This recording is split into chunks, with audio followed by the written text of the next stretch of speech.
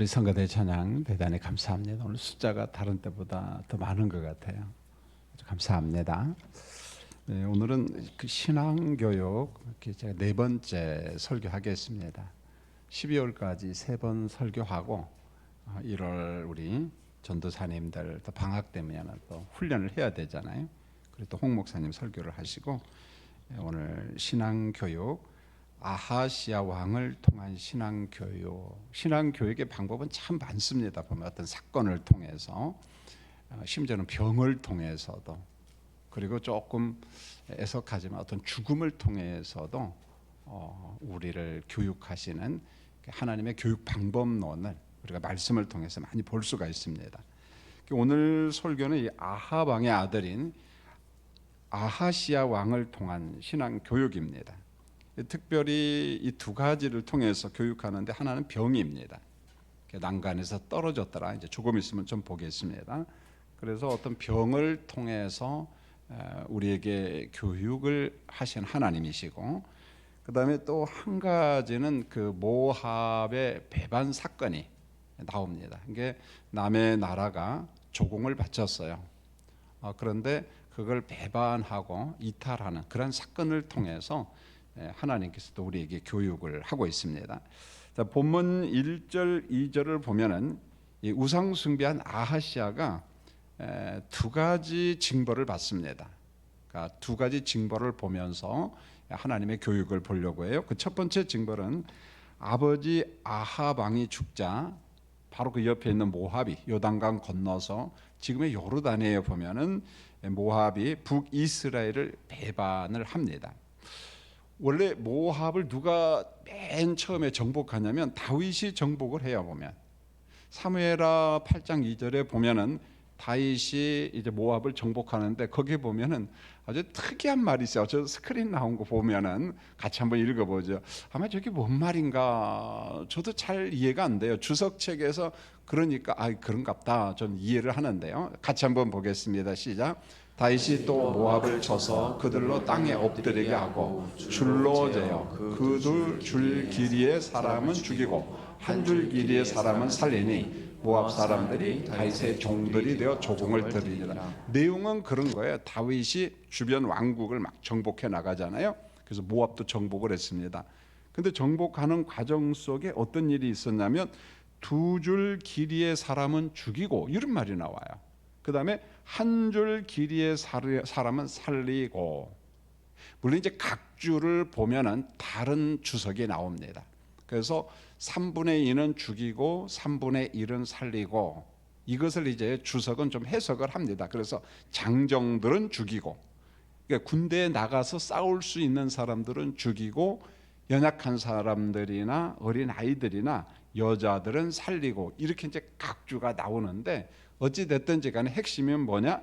다윗이 모압을 정복했다더라. 그리고 조공을 바치고, 자, 그런 내용입니다. 자, 후에 남과 북이 이제 분열이 되잖아요. 그 자연스럽게 모압이 독립을 합니다. 자, 훗날 북왕국 중에 이 정말 똑똑한 사람인데 오므리라는 왕이 이 모압을 재차 정복을 합니다. 여러분, 오므리는 이 북왕국의 인물인데 이 오므리의 어떤 신앙만 싹 빼면은 신앙이 영털입니다. 이 사람도 보면 신앙은 완전 0점인데 어느 정도 훌륭하냐면 국방력을 엄청나게 키워요. 이 오므리라고 하는 사람이. 그 다음에 외교력도 탁월합니다. 자, 그 밖에 경영 능력도 있어요. 이때 이제 북왕국이 나름대로 잘 살죠. 그 다음에 이 오므리라고 하는 사람이 북이스라엘의 수도를 사마리아로 옮긴 사람이 바로 오므리라고 하는 사람이에요. 자, 이런 면에서 보면 대단한 사람이죠. 그런데 하나님의 관점에서 보면 빵점이라는 거예요. 신앙 면에 있어서는 엉터리입니다. 뭐 오므리 집안이 다 그래요. 보면은 자, 오므리의 아들인 이제 아합, 그러니까 오므리가 있고 그의 아들이 아합이고, 아합의 아들이 오늘 본문에 나오는 아하시아입니다. 아합이 죽자 모압이 그만 독립을 하고 배반을 합니다. 그리고 조공을 바치지 않죠. 완전히 분리가 됩니다. 자, 모압의 배반은 일종의 아하시아에 대한 징벌로 등장을 합니다. 보면은 물론 이제 아합도 잘못했지만은 어찌 됐든지 간에 아들 대에 모압이 배반을 하도록 그렇게 하죠. 그게 결국은 아버지 오므리, 그 다음에 아들 아하, 그리고 손자 아하시야, 이 세 3대에 대한 어떤 종합적인 신앙 평가고, 그 다음에 어떤 교육이다, 그렇게 보면 좋을 것 같아요. 자, 두 번째 징벌은 뭐냐면 아하시아가 사마리아 왕국 난간에서 떨어집니다. 난간에서 떨어지는데, 자, 본문은 병 그렇게 이야기했는데 주석책에 보면 이렇게 나와요. 심한 골절상과 그리고 합병증 이렇게 나옵니다.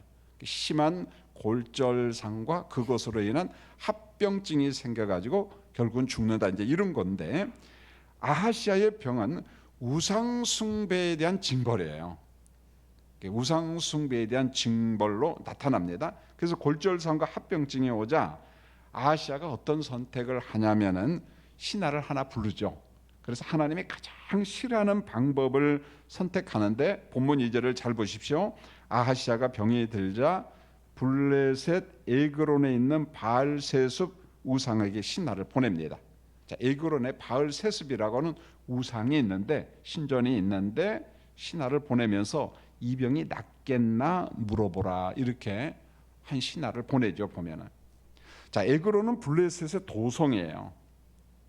자, 이곳에서는 바알세습이라는 신전이 있는데, 보통은 이게 뭘까, 어떤 신전일까, 다곤 신전으로 보기도 합니다. 우리가 다곤 신전 익숙하잖아요. 다곤 신전은 익숙한데 이 바알세습 신전도 다곤 신전이지 않나, 이제 이렇게 보는데, 자, 우리가 바알세습이라는 의미만 알면 좋을 것 같아요. 바알은 말 그대로 로드입니다. 주인이에요. 주인님 이런 말입니다. 세습은 파리들 혹은 뭡니까, 날벌레, 이렇게 날아다니는 그런 날파리 같은 그런 개념인데, 그래서 바알세습이라는 말은 파리의 주, 날벌레의 주, 그런 말이에요. 파리의 주다. 그 파리 형상을 가졌는데 이걸 우상으로 섬겼습니다. 그 우상이 주는 역할이 있어요. 사람에게 병도 주고 병을 치료하는 역할을 한다. 이 바알세습 신전에 사람들이 모이는 것은 대부분이 병 고침을 받기 위해서 온 거예요, 보면은. 그러니까 아하시아도 자기가 난간에 떨어져서 병이 들었어요. 합병증이 옵니다. 신하를 보내요. 내 이 병이 어떻게 되겠습니까? 낫겠습니까? 그쪽으로 보내는 거죠, 보면은. 이 파리의 주, 날벌레의 주 했는데, 이 파리가 여러분 보통 윙윙윙 그러잖아요. 고개를 한 2명 정도 끄덕한데 여러분 파리가 막 윙윙윙 막 그러잖아요, 보면은.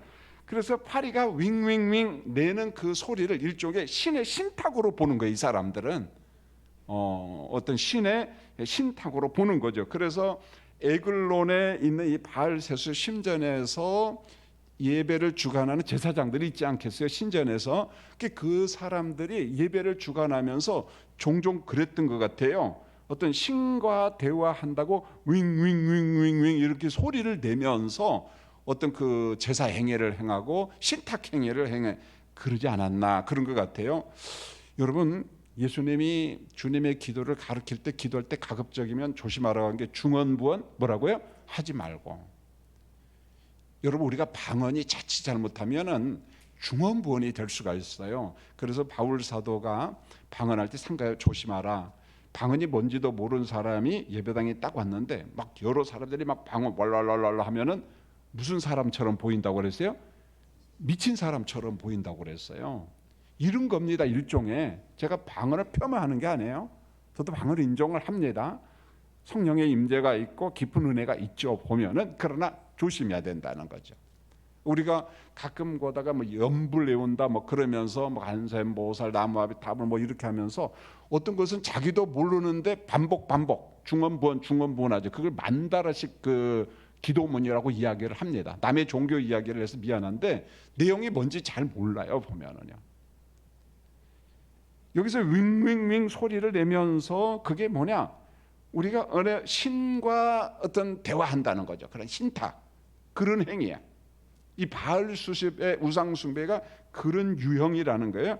하나님께서요 엄청나게 싫어합니다, 이런 것을요. 그래서 레위기 19장 31절에 보면 너희는 신접한 자와 박수를 믿지 말며 그들을 추종하여 스스로 더럽히지 말라. 이와 같은 사람들을 끊어버려라. 그런데 동참하면 안 된다는 거죠, 보면. 하나님이 볼 때 아하시아가 이 못된 방법으로 이 병을 고칠 수 있겠는가 물으러 가니까 개입하는 거죠. 보면은 자, 북이스라엘에 대한 하나님의 신앙 교육인데 먼저 아합이 죽습니다. 하나님의 징벌이에요. 보면은 아들인 아하시아가 이제 병이 들었어요. 자, 본문 3절로 4절을 보면 이때 아합이 죽고 그의 아들이 계승해서 왕이 되는데 왕이 난간에 떨어져서 병이 왔어요. 본문 3절 4절에 보면 하나님이 드디어 개입을 합니다. 개입을 엘리야여 사마리아로 올라가라. 에그론 도성에 있는 바알세습에게 물으러 가는 아하시아의 신하를 만나라. 여호와의 사자 이렇게 나옵니다. 여러분 구약 성경을 읽다가 여호와 사자 하면은 두 가지 의미가 있어요. 어떤 때는 천사이기도 하고 어느 때는 성육신 이전의 메시아로 그렇게 보기도 합니다. 사실은 어렵죠. 이 여호와의 사자가 누군가 문맥 속에서 찾아낸다는 게 참 어렵죠. 그냥 우리는 단순하게 그대로 여호와의 사자가 하나님의 심부름꾼이 뭐 그렇게 이야기해도 될 것 같아요. 자, 이스라엘이 엘리야가 이렇게 말합니다. 이스라엘이 하나님이 없어서 너희가 에그론의 신 바알세습에게 물으러 가느냐. 여러분, 내가 올라간 침상에서 내려오지 못하고 너는 반드시 죽으리라. 아시아 침상에서 내려오지 못하고 병상에서 죽는다, 그런 말입니다. 그런데 이게 이런 뜻입니다. 이스라엘에 하나님의 자리가 비었느냐?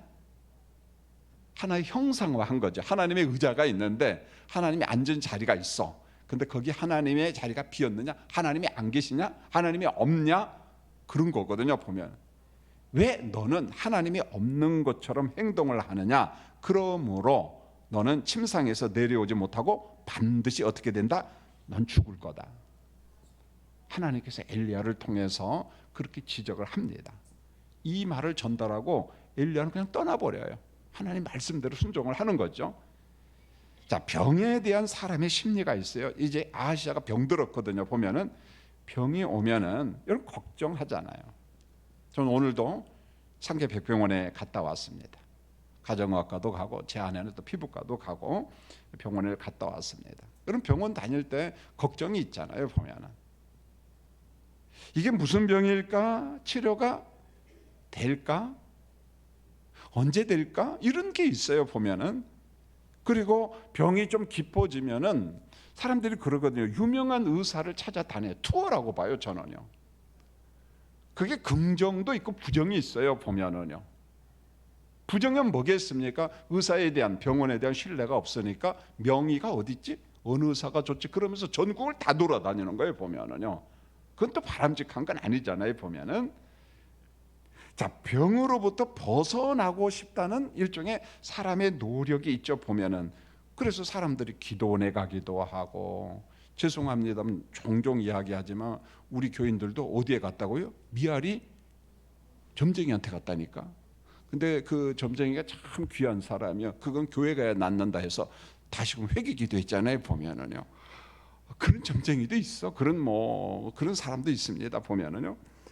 그래서 병을 고치는 은사자를 찾아가기도 하고 답답하니까 질병이 오면은요. 거기서 자유함을 누린다는 게 쉬운 게 아니거든요. 보면은 그 사람이 병이 걸리면은 원망도 깊어지잖아요. 보면은 하나님 하필이면 왜 제가 이 병이 걸렸습니까? 난 11조도 잘하고 주일 성도도 잘하고 난 예배도 잘 드리고 그런데 왜 내게 왔습니까?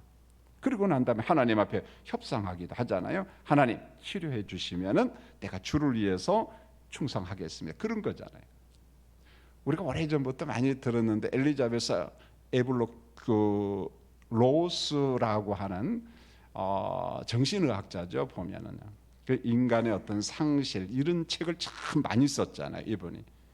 그래서 우리 인간에게 슬픔의 5단계를 이야기하잖아요. 이게 똑같은 말인데 보면은 첫 번째로 사람에게 부정의 단계가 있다는 거예요. 자, 병원에 가서 진단을 딱 했는데 내게 병이 와서 아니야, 그 잘못 진단했을 거야, 오진일 거야 라는 부정의 단계가 있다는 거예요. 보면.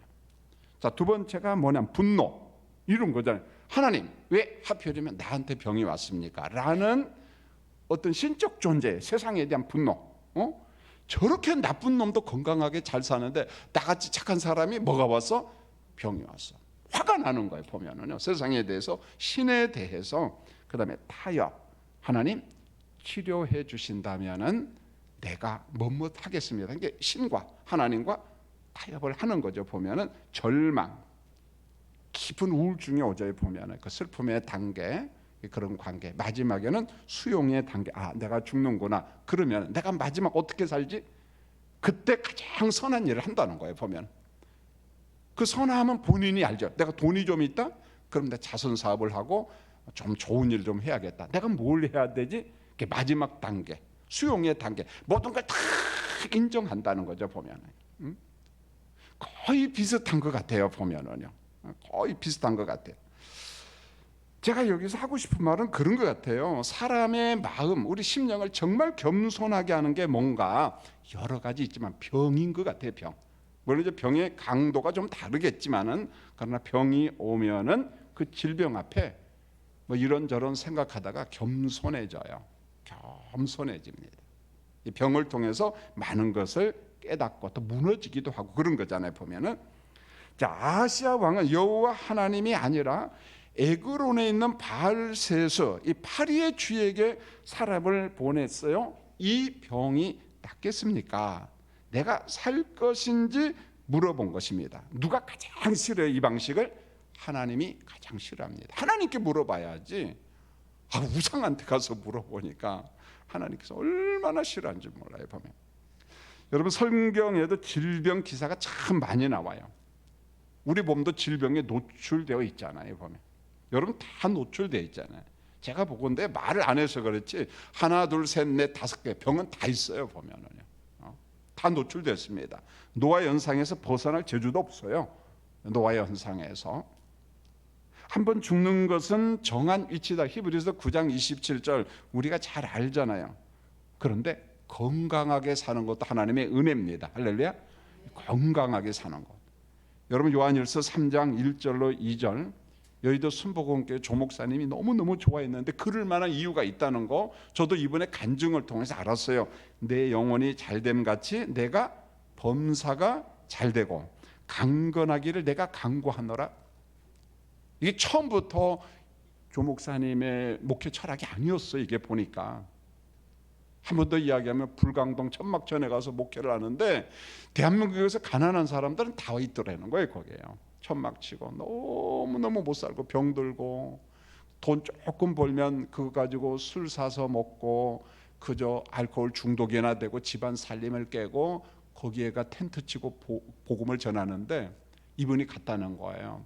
예수 천당 예수 믿고 구원 받으세요. 그러니까 니나 잘 믿으라 그러라는 거예요. 너 혼자 예수 잘 믿고 너 혼자 천당 다 가라는 거예요.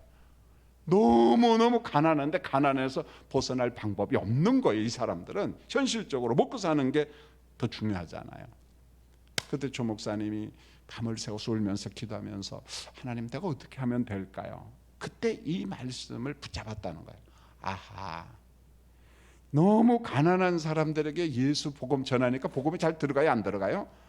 안 들어가더라는 거예요. 운명론에 빠져 있고 보통 문제가 아니라는 거예요. 그렇구나. 복음과 함께 여러분 잘 살 수 있습니다.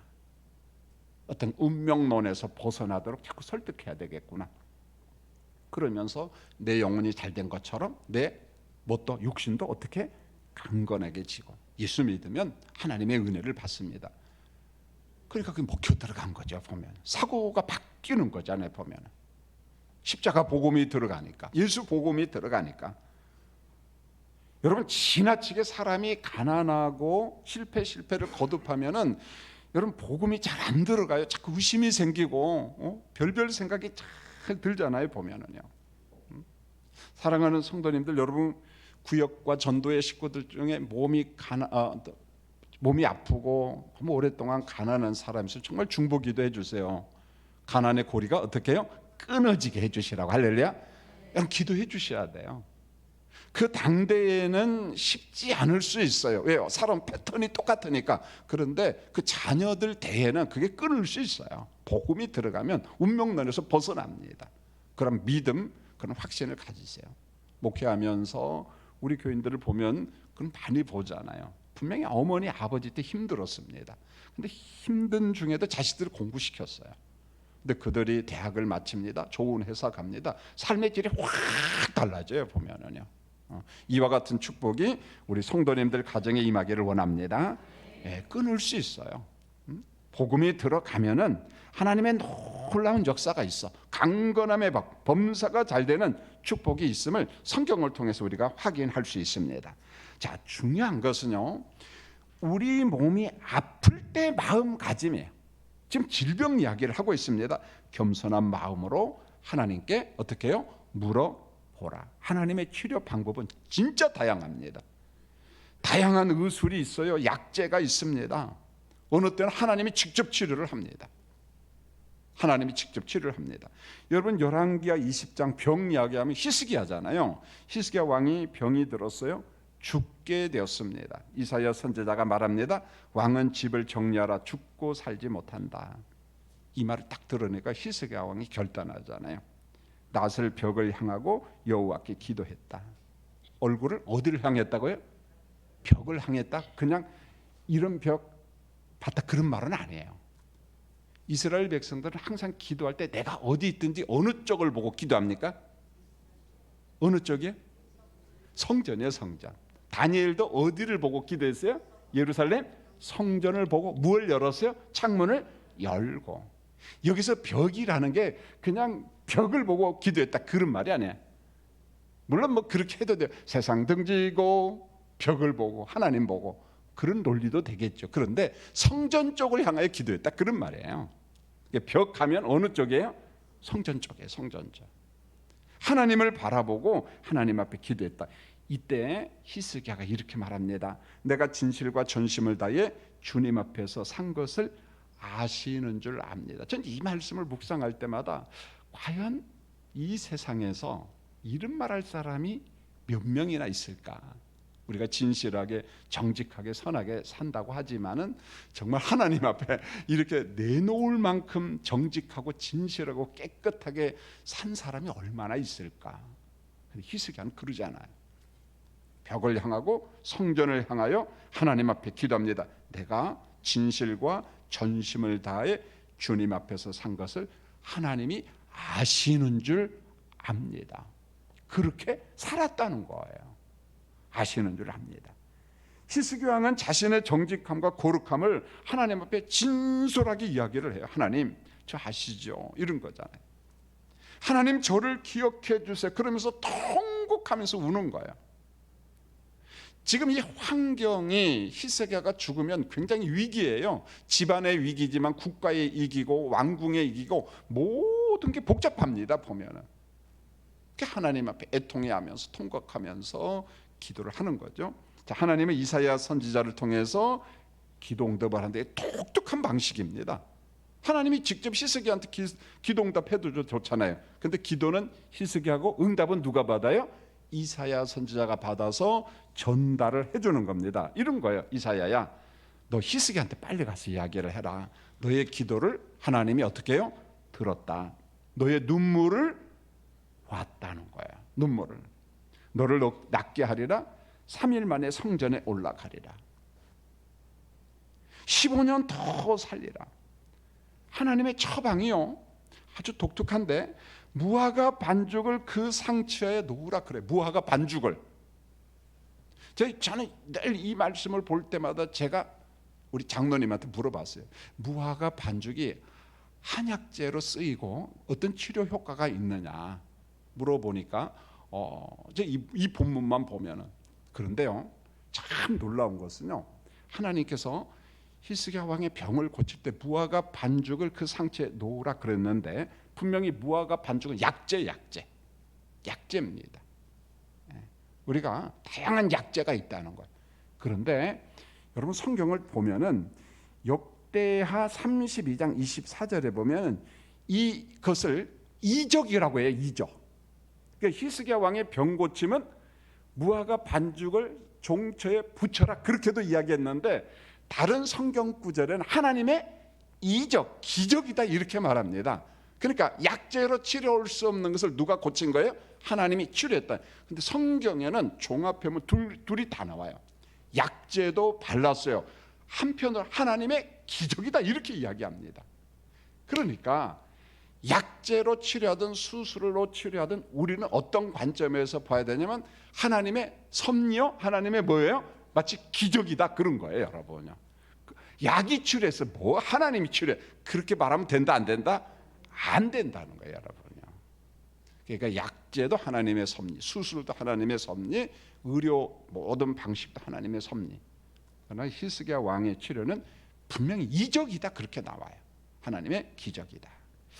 다양한 치료 방법이 있음을 믿고 하나님 앞에 어떻게 물어봐야 돼요. 하나님 어떻게 하면 좋을까요? 그 다음에 이제 본문 5절로 8절은 깊은 설명은 제가 생략하고 넘어가려고 합니다. 단지 엘리야의 외적인 모습이 나와요. 털옷을 입고 허리에 가죽띠를 둘렀다. 신약에 꼭 누구와 같아요? 아니 예수님을 소개한 세례 요한의 외적인 모습과 너무 비슷하잖아요.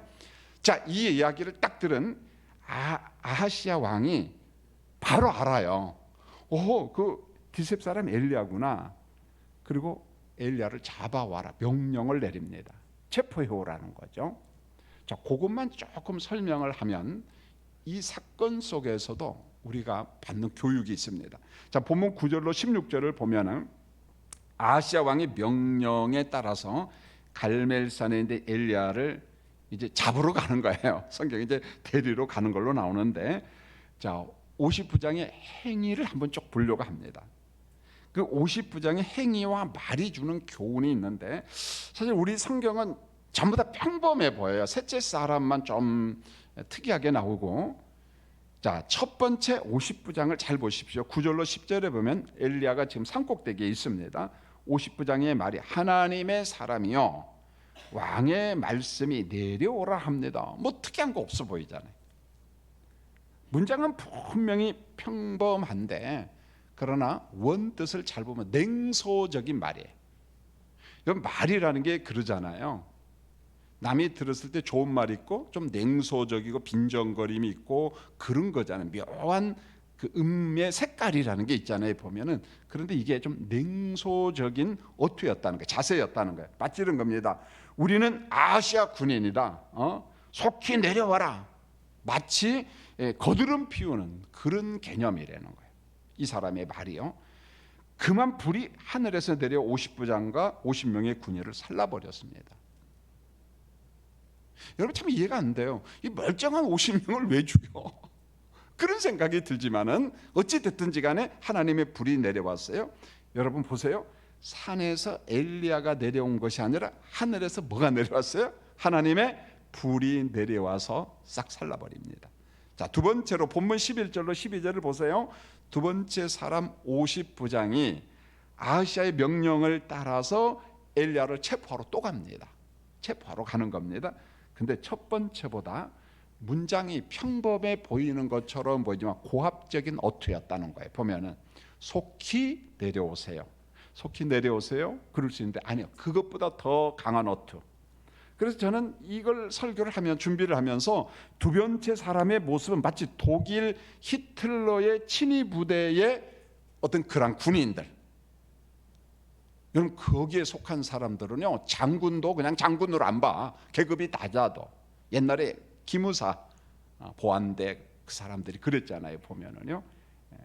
그래서 전 군성교를 하면서 그런 걸 많이 봤거든요. 보면 보안대 대장들, 중령, 대령 집사님들은요 목사님을 많이 섬기려고 하죠. 근데 군부대 이문을 가면은 목사님 제발 보안대 연락 좀 하지 말고 오래요. 보면은요. 왜 그 중령 대령이 오면 불편하거든. 보면은 목사님이 와서 좋고 이문 와서 좋은데 왜 그 보안대 사람들이 와가지고 그런지 모르겠다고 아주 불편해. 근데 그분들이 집사님들, 권사님들이니까 잘 섬기려고 하는데, 이건 독일의 히틀러의 친위대가 그랬던 거거든요. 보면은. 근데 오늘 두 번째 50부장의 어투나 분위기가 그랬다는 겁니다. 보면은. 그 권력을 등진 사람들의 오만함 그런 거잖아요. 자, 그런데 세 번째 50부장은 전혀 달랐어요. 보면은 자, 본문 13절로 14절을 잘 보세요. 엘리야여. 그러면서 그 앞에 무릎을 딱 꿇고 엎드려 간구합니다. 뭐라고 한 줄 아세요? 우리 생명을 귀히 여기셔서 긍휼을 구하는 자세. 우리도 아차하면 죽어요, 여러분요. 우리 죽기 싫다는 겁니다. 그러니까 선지자여, 우리 생명을 좀 귀하게 여겨주세요. 무릎을 딱 꿇고 긍휼을 구하는 겁니다. 여러분, 세 번째 사람은 그 앞에서 일어난 두 사건을 통해서 교훈을 받은 거예요. 사건을 통해서 교훈을 받은 겁니다. 내가 어떻게 해야 되지? 이런 거잖아요. 우리 생명을 살려주세요. 그 겸손한 마음, 우리 생명을 살려주세요. 자, 아하시아는 군인들을 동원해서 엘리야를 제압하려고 했어요. 그런데 그때마다 하나님께서 불로써 아하시아의 물리적인 힘을 파괴해 버렸습니다. 물리적인 힘을 가지고 하나님 앞에 대들면 안 된다는 거예요. 보면은요. 저 북한에 못 모르는 김정은이가 뭐 핵 이야기하고 하는데 가끔가다 군사 전문가들 이야기를 들으면 정말 가소롭고 핵이 무섭죠, 사실은요. 자, 15절을 다시 보세요. 엘리야여, 아하시아를 두려워 말라. 하나님이 함께 내려간다. 엘리야야, 여러분, 엘리야도 사람이기 때문에 약해요. 그럼에도 불구하고 그때마다 두려워하지 말라. 아하시아, 두려워하지 말라. 하나님이 함께 내려간다. 너 혼자 가는 게 아니야. 여러분, 인간 엘리야가 능력이 있는 것이 아니라 하나님이 전능자잖아요. 야고보서 5장 14절에 보면은 이런 기사가 나와요. 여러분, 같이 한번 읽어볼까요? 시작. 너희 중에 병든 자가 있느냐? 그는 교회 장로들을 청할 것이요, 그들은 주의 이름으로 기름을 바르며 그를 위하여 기도할지니라. 이러면서 성경이 뭘 강조하냐면 엘리야가 유별나더라, 뭐 탁월하더라, 뭐 기도의 능력이 있어서 기적이 막 쏟아지더라. 천만의 말씀이에요. 그렇게 거드름 피우지 않아요. 우리와 뭐가 같은 사람이다? 성정이 같은 사람, 똑같은 사람이에요. 많이 실족하기도 하고 그러잖아요. 그런데 뭔가가 하나 차이가 있는데 그게 뭐냐? 하나님에 대한 신뢰, 하나님을 의존할 때, 그리고 기도한다는 거예요. 이 작은 차이예요. 보면은. 사랑하는 성도님들, 금년도 우리 목회 주제가 말씀과 기도와 새로운 부흥이에요. 우리가 말씀에 잡히고 기도에 잡히면 새로운 부흥, 회복은 있습니다. 하나님을 경험할 수 있습니다. 여러분, 영성 새벽 기도회 때 정말 같이 모여서 합심해서 기도하는 우리 교인들이 되시기를 축원합니다. 좀 기도해 주시고 좀 열망해 주시고 그러면 참 좋겠다 싶어요. 결국 17절, 아하시아 왕은 침상에서 내려오지 못하고 죽임을 당해요. 죽습니다. 자, 결론입니다. 아합이 죽고 아하시아가 병이 들었어요. 그랬더니 바로 옆에 있는 모압이 배반을 합니다. 자, 하나님의 불이 엘리야를 잡으러 오는 군인들을 불살라 버려요. 물론 이제 겸손한 사람은 살려줍니다. 세 번째 50부장은 불심판을 받지 않았어요. 면했습니다. 제가 내리고자 하는 결론이 이거예요. 사건마다 하나님의 음성이 있다는 거예요. 누구야 뭐 그런 거 말고 사건마다 성령께서 세미하게 우리에게 들려주신 음성을 우리가 들어야 돼요. 분별을 하셔야 됩니다. 그런 사건 속에서 하나님의 뜻을 분별하는, 그게 바로 신앙 교육이에요. 제가 4번에 걸쳐서 설교한 게 뭐냐? 하나님의 신앙 교육이 다양한 방법으로 나타나죠. 어떤 때는 병을 통해서, 어느 때는 주변 나라의 배반을 통해 가지고, 이 사건 저 사건을 통해서. 자, 한번 성도님들, 지금 지구촌에서 일어나는 사건들이 뭐가 있는가 보세요. 뭐가 제일 많은 것 같아요? 요즘에요? 전쟁이에요. 전쟁입니다. 완전 신냉전 시대잖아요. 보면은요. 덕택에 누가 그러대 우리나라 무기가 엄청 잘 팔린다는 거야. 이건 자랑스러운 건 아니잖아요. 사실은요. 사람 죽이는 무기인데. 이뿐만 아니라 내전, 분열 같은 거, 그 다음에 어떤 자연재해 같은 것들, 이런 것들이 자꾸 많이 나타나잖아요. 자, 하나님께서 우리에게 주신 사인들이잖아요. 사인들. 그 사건을 통해서 우리가 주의 음성을 듣고 무엇을 위해서 기도해야 될 것인가, 무엇을 위해서 기도해야 될 것인가. 그래서 크고 작은 사건 앞에 가만히 묵상을 하면서, 전 개인적으로 이제 영성 새벽기 때 복기라는 말을 제가 이야기한, 복기는 바둑에서 쓰는 거예요. 제가 교리반에서는 가끔 이야기를 하거든요. 그게 저한테는 습관화가 된 것 같아요. 기도할 때 오늘 하루를 복기를 합니다. 새벽부터 이 시간까지. 그 다음에 한 주간을 복기를 해요. 월요일부터 언제까지, 그리고 한 달을. 그리고 제게 일어났던 사건, 그게 좋은 것이든 좀 아픔이든, 그러면서 조용히 묵상을 하면서 하나님의 뜻을 찾으려고 노력을 해요. 뜻을 찾으려고. 그리고 하나님, 제가 어떻게 살기를 원하시죠? 제가 뭘 회개하기를 원합니까? 제가 어떻게 살기를 원하시죠? 물어본다는 거죠. 그냥 앉아서 주여 복을 주시옵소서 그렇게 좀 하지 마시고, 기본적으로 아버지의 뜻이 하늘에서 이루어진 것처럼 나를 통해서 뜻이 하늘 땅에 이루어지기를 원합니다. 그게 전제 조건으로 깔고 기도하십시오. 좀 기도 형식도 좀 바꿨으면 좋겠어요. 주여 주시옵소서 제발 그러지 마시고, 두 번째로 그러면서 우리의 삶을 복기해 보는 거예요. 한 주간 혹은 하루. 그런 면에서 새벽 예배나 이런 게 너무 좋은 거예요.